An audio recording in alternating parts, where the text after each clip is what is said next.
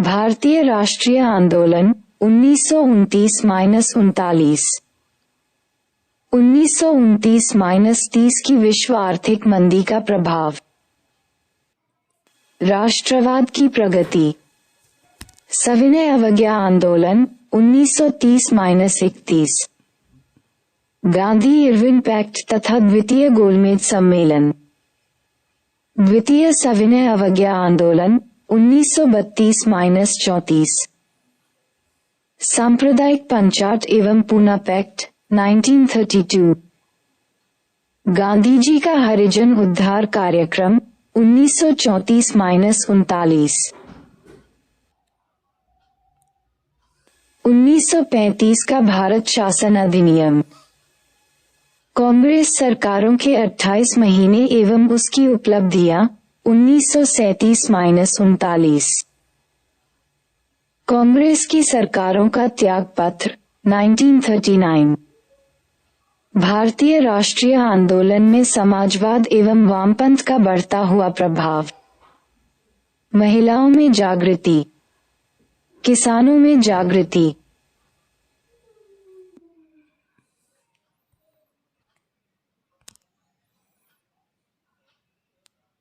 संप्रदायवाद की प्रगति।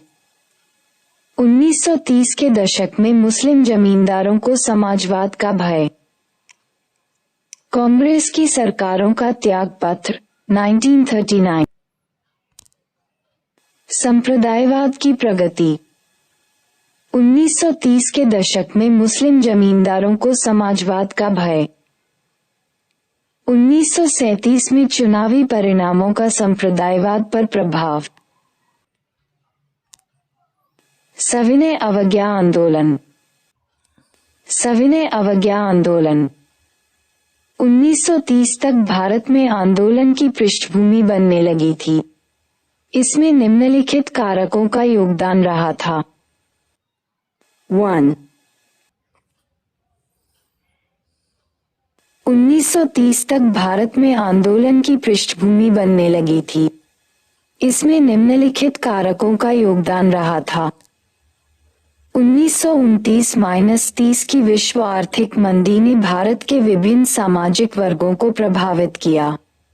इसने धनी एवं निर्धन, किसान, पूंजीपति एवं श्रमिक सभी पर पृथक पृथक प्रभाव छोड़ा तथा विभिन्न आंदोलनों में उनकी भागीदारी को सुनिश्चित किया। धनी किसान इस मंदी से इसलिए प्रभावित हुए क्योंकि वे बाजार के लिए उत्पादन करते थे। वहीं निर्धन किसानों के लिए महाजनी ऋण की कमी पड़ गई। उसी प्रकार पूंजीपति साम्राज्यवादी वरीयता के प्रावधान तथा रुपये को मजबूत किए जाने से क्षुब्ध थे। दूसरी तरफ मजदूरों को छंटनी का भय सता रहा था। अतः इस दौरान मजदूरों की भागीदारी विभिन्न आंदोलनों में अपेक्षाकृत कम हुई थी। इसलिए 1930 के दशक में वर्गीय आंदोलन ने राजनीतिक दिशा को प्रभावित किया तथा इस काल में आंदोलनों में तेजी आई। 2. 4. भारतीय युवा वर्ग में असंतोष बढ़ रहा था। उनमें से अनेक युवा क्रांतिकारी राष्ट्रवाद की ओर बढ़ रहे थे। गांधी जी एक बार फिर उन्हें राष्ट्रीय आंदोलन की मुख्य धारा में लाना चाहते थे। 3.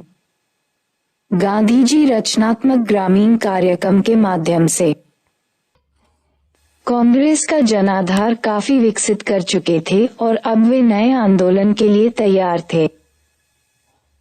4.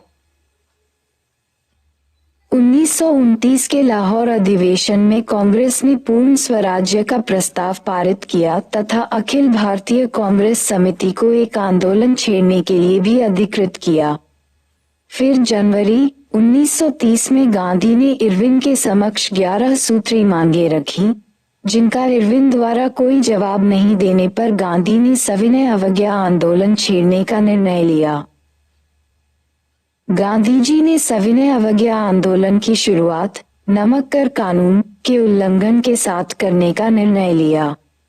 फिर 12 मार्च 1930 को गांधी जी ने साबरमती आश्रम से 78 अनुयायियों के साथ यात्रा शुरू की, जिसे दांडी मार्च कहा जाता है।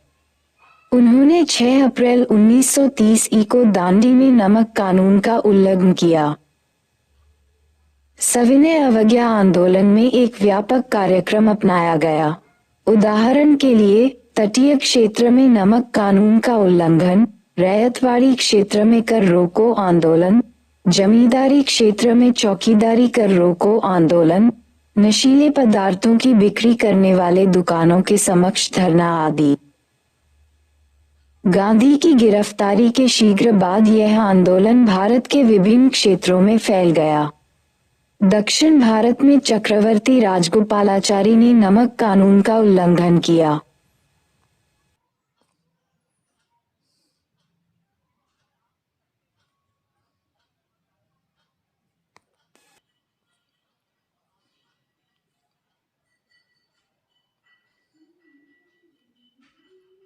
उत्तर पश्चिमी भारत में खान अब्दुल गफ्फार खां के नेतृत्व में पठानों ने खुदाई खिदमतगार नामक संगठन बनाकर आंदोलन में भाग लिया। इसी तरह आंदोलन का प्रसार पूर्वी एवं उत्तर पूर्वी भागों में भी हुआ। फिर जनजातीय क्षेत्रों में आदिवासियों ने बड़े पैमाने पर वन कानूनों का उल्लंघन किया। नमक को एक महत्वपूर्ण मुद्दे के रूप में क्यों चुना गया? गांधी ने सोच समझकर नमक के मुद्दे को उठाया। नमक के माध्यम से उन्होंने भारत के करोड़ों चूल्हों को राष्ट्रीय आंदोलन से जोड़ दिया। सामान्य लोगों के लिए नमक का मसला एक आर्थिक मसला था, जबकि भारतीय बुद्धिजीवियों के लिए ये राष्ट्रीय स्वाभिमान का प्रश्न था। इस तरह नमक के मुद्दे को उठाकर गांधी ने भारतीय बुद्धिजीवी एवं जनसामान्य के बीच की खाई पाट दी।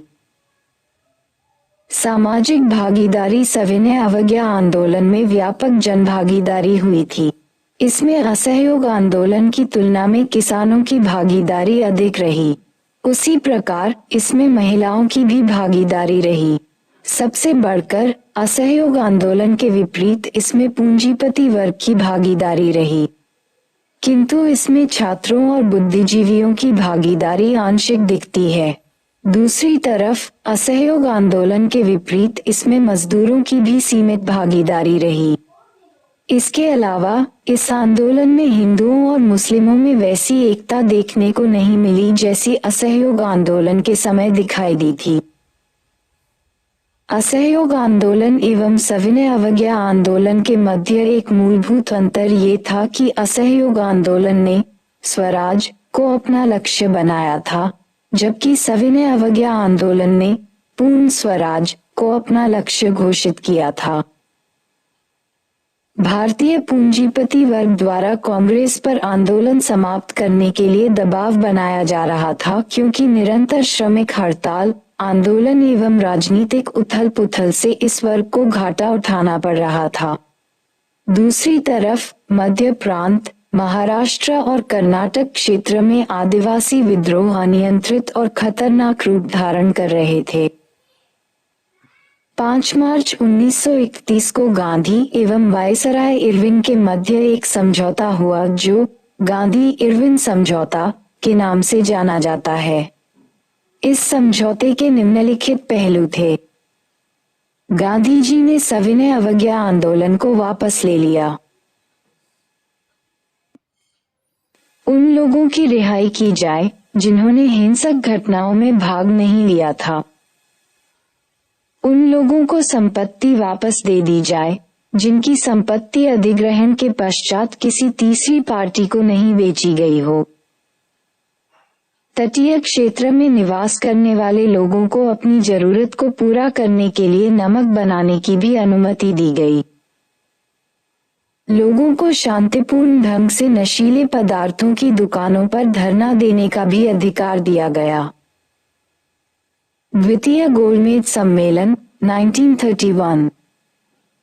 1930 में होने वाले प्रथम गोलमेज सम्मेलन में कांग्रेस ने हिस्सा नहीं लिया था, किंतु 1931 में गांधी-इरविन पैक्ट के पश्चात कांग्रेस के एकमात्र प्रतिनिधि के रूप में द्वितीय गोलमेज सम्मेलन में हिस्सा लेने गांधी जी लंदन गए।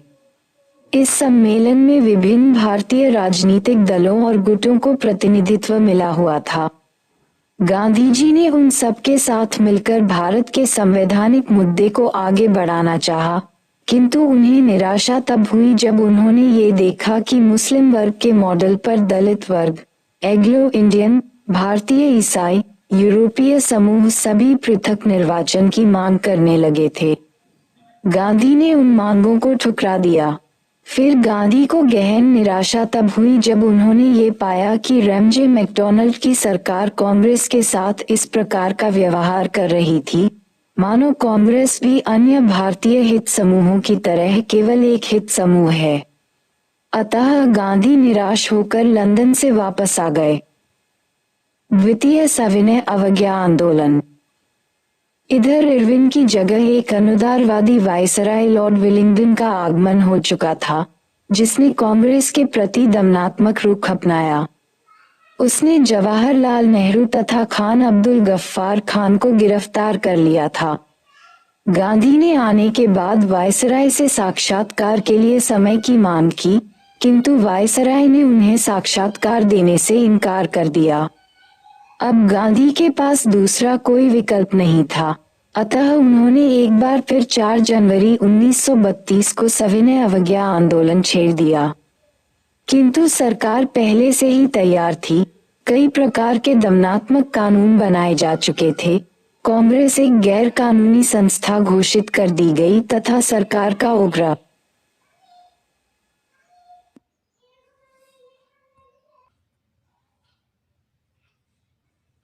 दमन चक्र आरंभ हुआ। इस प्रकार आंदोलन की कमर टूटने लगी।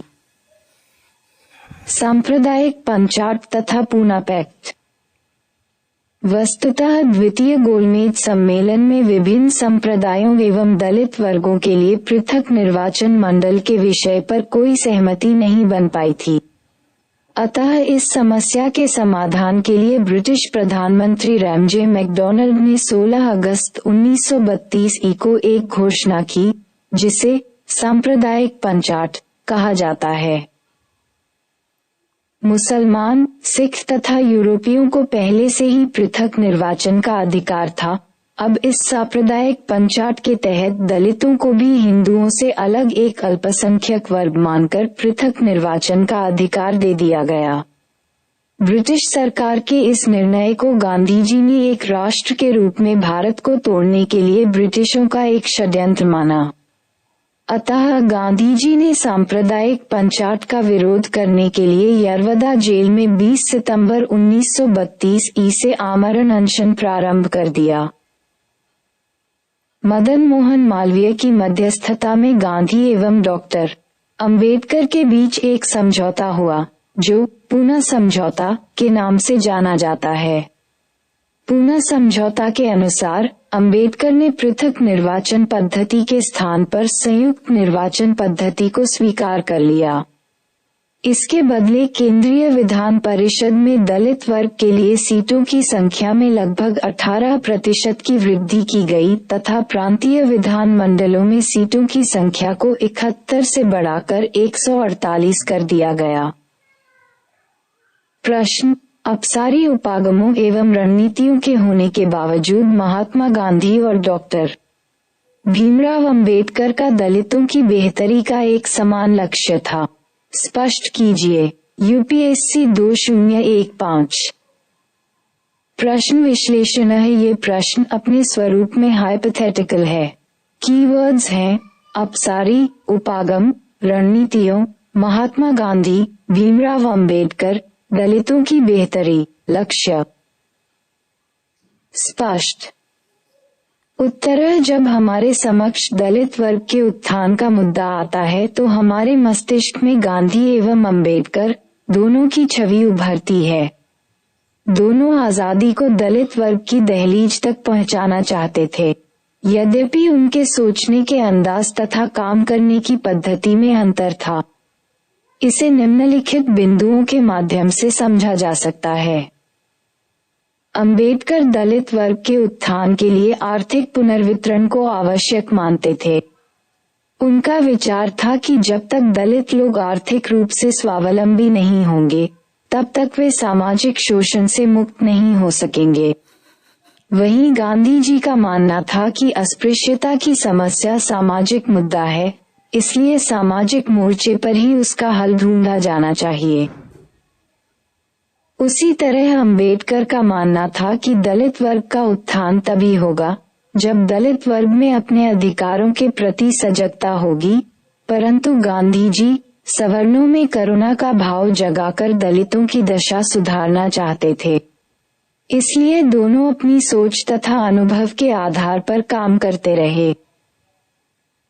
एक तरफ अंबेडकर ने जबरन मंदिर प्रवेश कार्यक्रम में दलित वर्ग का नेतृत्व किया, वहीं गांधी जी ने अछूतोद्धार कार्यक्रम पर बल दिया तथा सवर्णों को अपनी मानसिकता बदलने के लिए प्रोत्साहित किया। आरक्षण के मुद्दे पर भी गांधी जी तथा अंबेडकर के दृष्टिकोण में मतभेद था। गांधी जी आरक्षण को स्थायी विषमता उत्पन्न करने वाला कारक मानते थे, वहीं अंबेडकर दलित वर्ग के उत्थान के लिए आरक्षण को आवश्यक मानते थे। अंबेडकर के इस दृष्टिकोण को अंततः संविधान में जगह मिली। अंत में अंबेडकर एक बुद्धिजीवी थे तथा उन्होंने दलित उत्थान के मुद्दे पर संसद, संविधान सभा एवं अन्य प्रकार के राजनीतिक मंचों पर अकादमिक बहस छेड़ी। वहीं गांधी जी एक सामाजिक कार्यकर्ता थे, अतः वे गांव-गांव में घूमकर तथा दलितों के बीच जाकर उनके उत्थान के लिए कार्य करते रहे। उपर्युक्त तथ्यों के प्रकाश में हम ऐसा कह सकते हैं कि भारत में जो दलित उत्थान कार्यक्रम है, वह गांधी जी तथा अंबेडकर दोनों की विरासत से संबद्ध है। गांधी जी का हरिजन उद्धार कार्यक्रम। पूना समझौते के बाद गांधी को एक नया मुद्दा मिल गया, वह था हरिजन उद्धार कार्यक्रम। फिर गांधी ने हरिजन यात्रा शुरू की तथा रचनात्मक ग्रामीण कार्यक्रम में लग गए। हरिजन यात्रा के दौरान उन्होंने छुआछूत उन्मूलन का व्यापक प्रचार प्रसार किया। इस समय गांधी जी ने स्वराज से अधिक अस्पृश्यता को महत्व दिया। उन्होंने अछूतों को हरिजन, ईश्वर की संतान की संज्ञा देकर उन्हें मंदिरों, सार्वजनिक तालाबों, सड़कों एवं कुओं पर समान अधिकार दिलाने के लिए सत्याग्रह प्रारंभ कर दिया। उन्होंने हरिजन नामक पत्र का संपादन आरंभ किया तथा हरिजन सेवक संघ की स्थापना की। अब उनका ध्यान सविनय अवज्ञा आंदोलन से हट गया, अतः मई 1933 में उन्होंने सविनय अवज्ञा आंदोलन को अस्थायी रूप से और अप्रैल 1934 में स्थायी रूप से वापस ले लिया।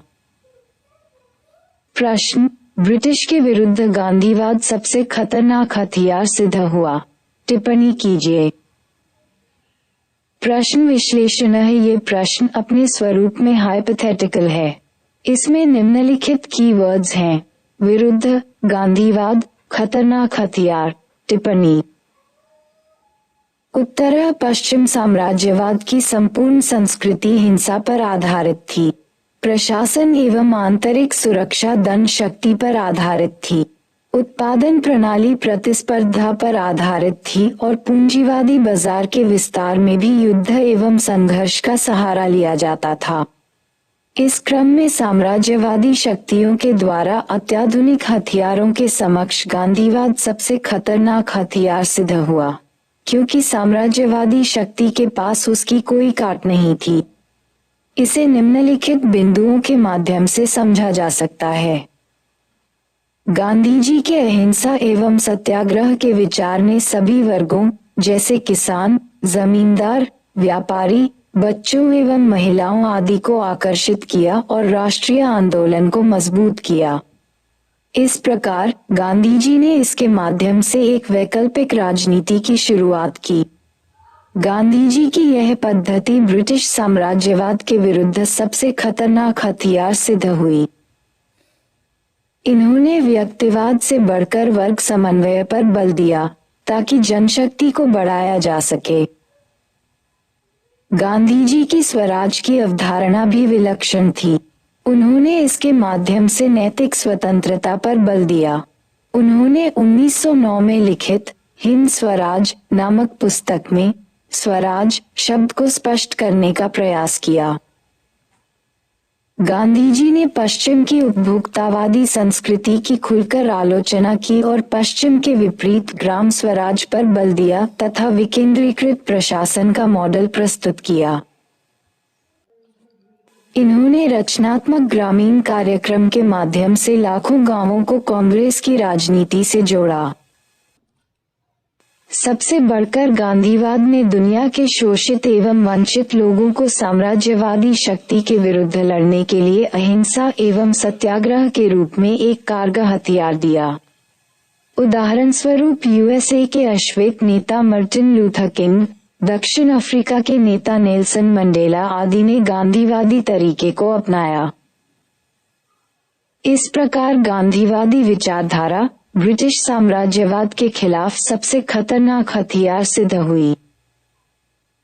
भारत शासन अधिनियम 1935।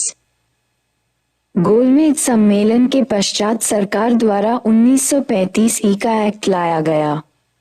कुछ प्रारंभिक आलोचनाओं के बावजूद कांग्रेस ने इसे स्वीकार कर लिया। प्रमुख प्रावधान: ब्रिटिश भारत और देशी रियासतों को मिलाकर एक संघ का निर्माण किया जाना था, परंतु उसके लिए शर्त ये रखी गई कि कम से कम आधे राज्यों की स्वीकृति हो।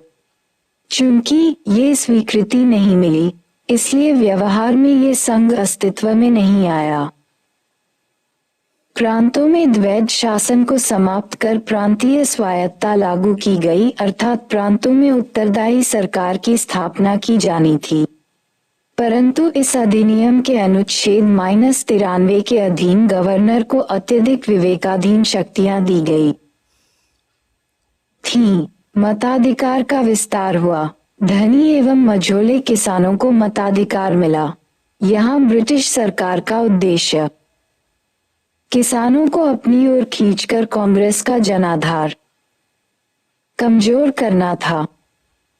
इस अधिनियम के आधार पर बर्मा को भारत से पृथक कर दिया गया। एक संघीय न्यायालय तथा रिजर्व बैंक की स्थापना का प्रावधान किया गया। कांग्रेस सरकारों के 28 महीने एवं उसकी उपलब्धियां। 1935 का भारत शासन अधिनियम कई बातों में कांग्रेस के लिए निराशाजनक था। उदाहरण के लिए, इस अधिनियम में डोमिनियन स्टेटस तथा वयस्क मताधिकार का कोई प्रावधान नहीं था। संघीय व्यवस्था भी कांग्रेस की प्रगति को रोकने की एक साजिश थी। इसलिए आरंभ में कांग्रेस ने इसकी आलोचना की, किंतु फिर भी इसने चुनाव लड़ने का निर्णय लिया।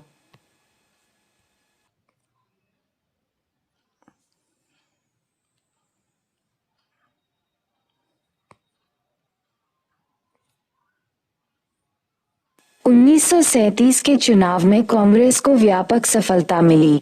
कुल 11 प्रांतों में से 5 प्रांतों में कांग्रेस को स्पष्ट बहुमत मिला तथा कांग्रेस 7 प्रांतों में सरकार बनाने की स्थिति में थी।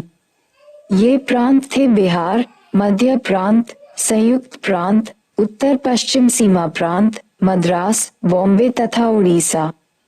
आगे कांग्रेसी प्रांतों की संख्या बढ़कर 8 हो गई।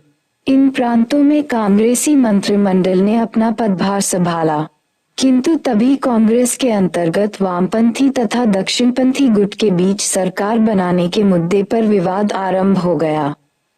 कांग्रेस के अंतर्गत वामपंथी गुट का ये कहना था कि कांग्रेस को चुनाव के माध्यम से अपनी शक्ति का प्रदर्शन करना चाहिए, किंतु उसे सरकार में शामिल नहीं होना चाहिए, क्योंकि गवर्नर के हस्तक्षेप के कारण सरकार पंगु हो जाएगी और फिर भारतीय जनता के बीच सरकार की बदनामी होगी। किंतु दक्षिणपंथी गुट चुनाव लड़ने के साथ सरकार में शामिल होने के लिए भी तत्पर था। अंत में गांधी जी की मध्यस्थता एवं वायसराय के आश्वासन पर कि गवर्नर अनावश्यक हस्तक्षेप नहीं करेगा, कांग्रेस के द्वारा प्रांतीय सरकारें स्थापित की गईं। बंगाल में कृषक प्रजा पार्टी के फजलुल हक ने पहले कांग्रेस को गठबंधन सरकार बनाने का प्रस्ताव दिया, परंतु कांग्रेस के इनकार करने पर मुस्लिम लीग के साथ मिलकर सरकार बना ली।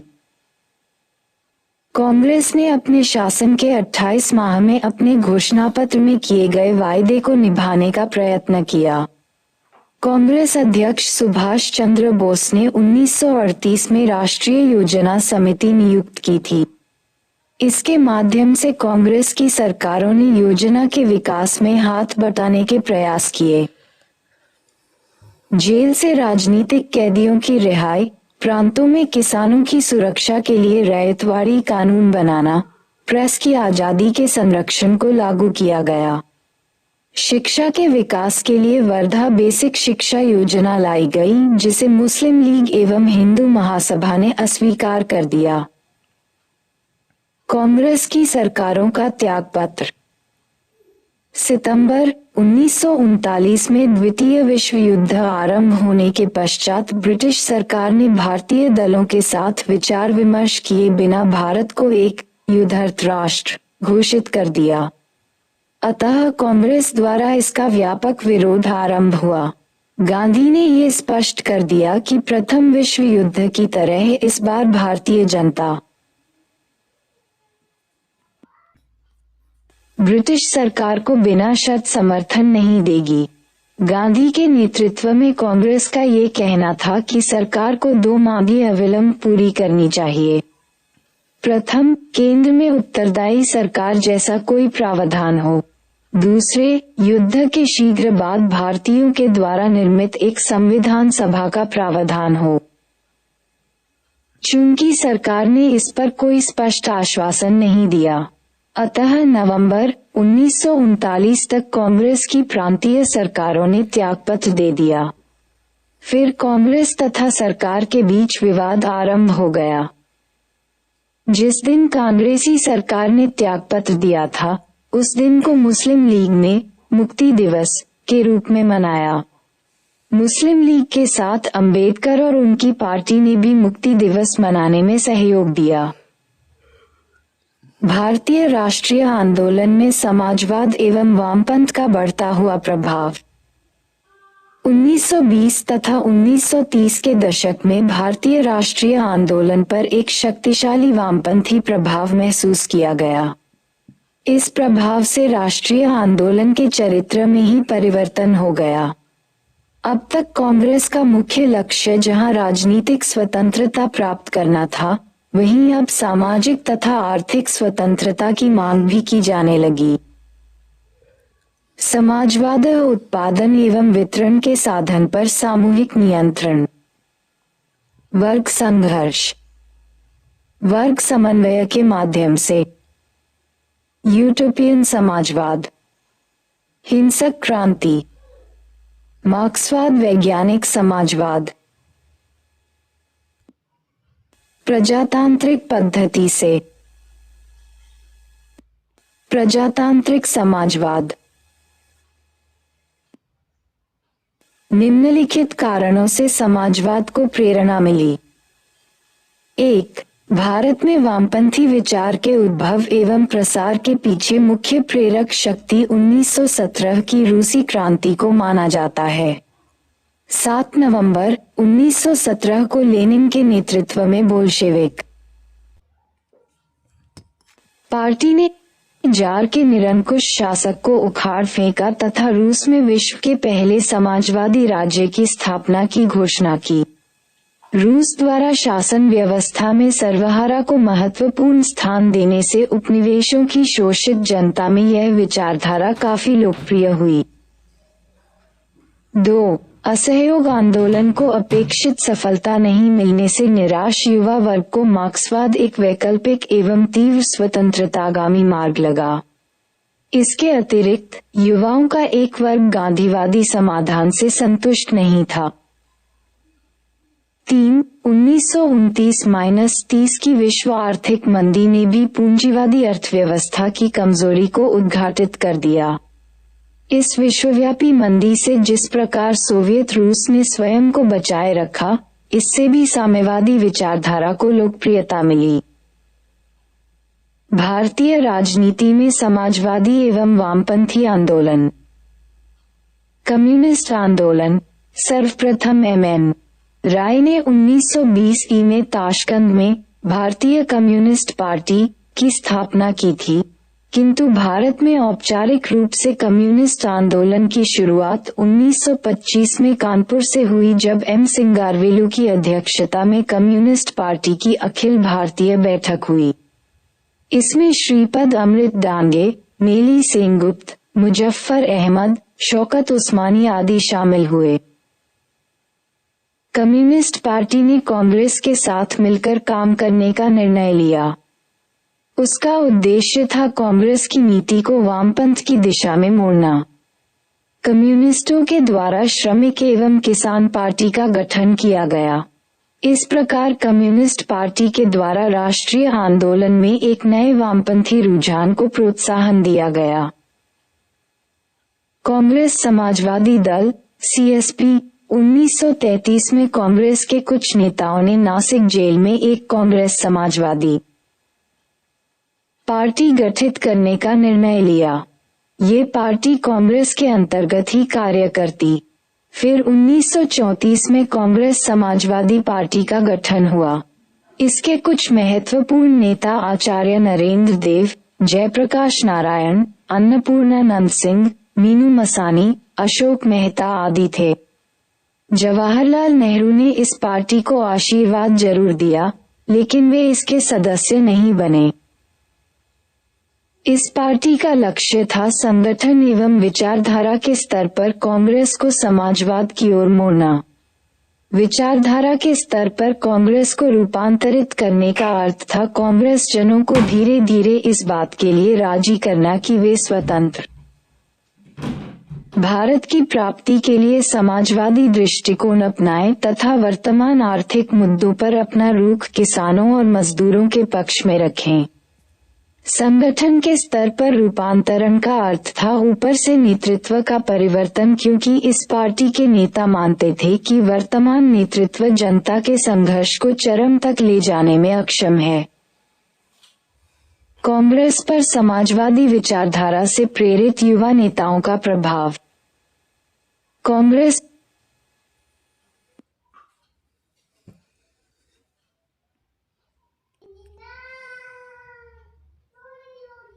कांग्रेस पर जवाहरलाल नेहरू तथा सुभाष चंद्र बोस जैसे युवा नेताओं का प्रभाव बढ़ता जा रहा था। इनके द्वारा विभिन्न अधिवेशनों की अध्यक्षता की गई और उनमें सर्वाधिक कार्यक्रम बनाए गए। जवाहरलाल नेहरू ने 1929 के लाहौर अधिवेशन, 1936 के लखनऊ अधिवेशन और 1937 के फैजपुर अधिवेशन की अध्यक्षता की। 1929 के लाहौर अधिवेशन में उन्होंने घोषित किया कि मैं समाजवादी हूँ। फिर 1936 के लखनऊ अधिवेशन में उन्होंने ये स्पष्ट किया कि मैं मानता हूँ कि भारत और विश्व की समस्या का एकमात्र हल समाजवाद है। फिर 1938 तथा 1939 में सुभाष चंद्र बोस ने क्रमशः हरिपुरा तथा त्रिपुरी अधिवेशन की अध्यक्षता की। यद्यपि त्रिपुरी अधिवेशन ने संकट का रूप ले लिया, क्योंकि इस अधिवेशन के मध्य कांग्रेस के वामपंथी तथा दक्षिणपंथी गुटों के बीच संघर्ष छिड़ गया। दक्षिणपंथी खेमे के विरोध के बावजूद भी सुभाष के द्वारा चुनाव जीतना वामपंथी विचारों की प्रगति को दर्शाता है। समाजवाद अथवा वामपंथ का योगदान। 1. इसके प्रभाव से किसानों तथा मजदूरों की समस्या को प्रभावी ढंग से उभारा गया। इसने किसानों और श्रमिकों को संगठित किया तथा राजनीति में उनकी भागीदारी को प्रोत्साहन दिया। 2. इसने स्वतंत्रता की परिभाषा बदल दी तथा राजनीतिक स्वतंत्रता के साथ साथ आर्थिक एवं सामाजिक स्वतंत्रता पर भी बल दिया। कम्युनिस्ट पार्टी ने कांग्रेस के साथ मिलकर काम करने का निर्णय लिया। उसका उद्देश्य था कांग्रेस की नीति को वामपंथ की दिशा में मोड़ना। कम्युनिस्टों के द्वारा श्रमिक एवं किसान पार्टी का गठन किया गया। इस प्रकार कम्युनिस्ट पार्टी के द्वारा राष्ट्रीय आंदोलन में एक नए वामपंथी रुझान को प्रोत्साहन दिया गया। कांग्रेस समाजवादी दल (सीएसपी) 1933 में कांग्रेस के कुछ समाजवाद अथवा वामपंथ का योगदान। 1. इसके प्रभाव से किसानों तथा मजदूरों की समस्या को प्रभावी ढंग से उभारा गया। इसने किसानों और श्रमिकों को संगठित किया तथा राजनीति में उनकी भागीदारी को प्रोत्साहन दिया। 2. इसने स्वतंत्रता की परिभाषा बदल दी तथा राजनीतिक स्वतंत्रता के साथ साथ आर्थिक एवं सामाजिक स्वतंत्रता पर भी बल दिया। 3. इसने कांग्रेस के कार्यक्रम को भी समाजवाद की दिशा दे दी। उदाहरण के लिए 1931 का कराची अधिवेशन 20 सूत्री समाजवादी कार्यक्रम। कराची प्रस्ताव में श्रमिकों के लिए सामान्य कार्यक्रम जैसे अधिक पारिश्रमिक, बंधुआ मजदूरी की समाप्ति एवं ट्रेड यूनियन बनाने के अधिकार आदि को शामिल किया गया था। 4. 1936 के लखनऊ अधिवेशन एवं 1937 के फैजपुर अधिवेशन में किसानों की दशा में सुधार के लिए प्रगतिशील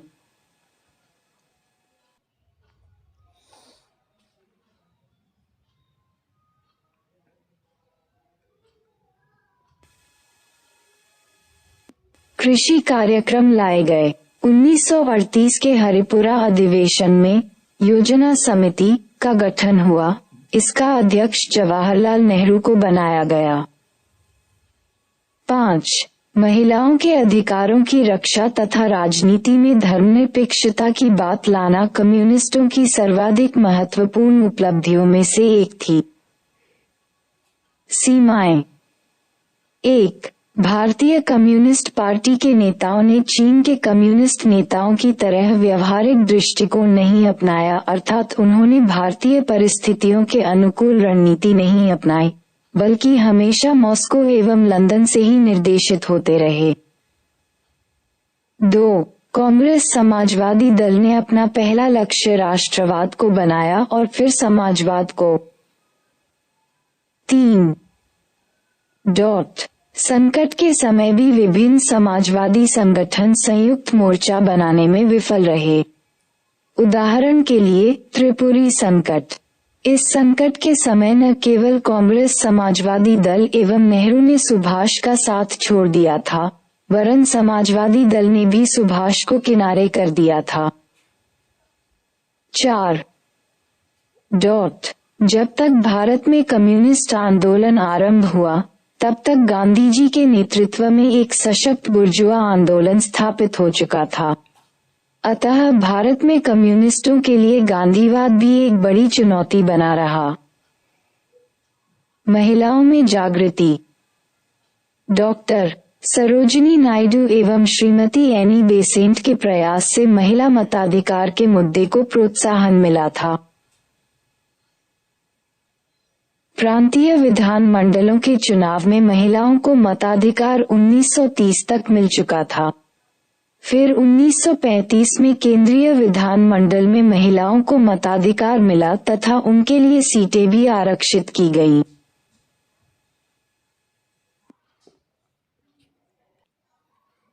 किसानों में जागृति। 1920 के दशक में प्रांतीय किसान सभा की स्थापना की गई। फिर 1930 के दशक में सहजानंद सरस्वती के नेतृत्व में अखिल भारतीय किसान सभा का गठन हुआ। 1937-38 में बिहार के बरहया ताल में कार्यानंद शर्मा के नेतृत्व में बकाश्त आंदोलन हुआ। संप्रदायवाद की प्रगति। 1930 के दशक में मुस्लिम जमींदारों को समाजवाद का भय। 1930 के दशक में मुस्लिम जमींदार वर्ग बढ़ते हुए समाजवाद के खतरे से भयभीत थे। उन्हें डर था कि कहीं समाज आर्थिक आधार पर न बंट जाए, इसलिए उन्होंने सांप्रदायिक विभाजन को प्रोत्साहन दिया। 1937 में चुनावी परिणामों का संप्रदायवाद पर प्रभाव। 1. 1932 के सांप्रदायिक पंचाट में मुस्लिम लीग की लगभग सभी मांगें मान ली गईं। अब उनके पास कोई मुद्दा नहीं रह गया था। अतः 1937 के चुनाव में मुस्लिम लीग की हार हुई। इस हार के पश्चात मोहम्मद अली जिन्ना ने सबक सीखा। फिर जिन्ना ने मुस्लिम लीग को जन सामान्य पार्टी बनाने के लिए नई नीति और नए कार्यक्रमों को अपनाया। 2. दूसरी तरफ हिंदू महासभा को भी चुनावी विफलता का सामना करना पड़ा। अतः हिंदू महासभा के अध्यक्ष मदन मोहन मालवीय ने स्वास्थ्य के आधार पर त्याग पत्र दे दिया। फिर 1938 में नए अध्यक्ष वी.डी. सावरकर बने। उसी तरह डॉक्टर हेडगेवार की मृत्यु के बाद राष्ट्रीय स्वयंसेवक संघ के नए अध्यक्ष गोलवलकर बने। इस प्रकार उग्र संप्रदायवाद का चरण अर्थात जिन्ना, सावरकर और गोलवलकर का चरण प्रारंभ हुआ।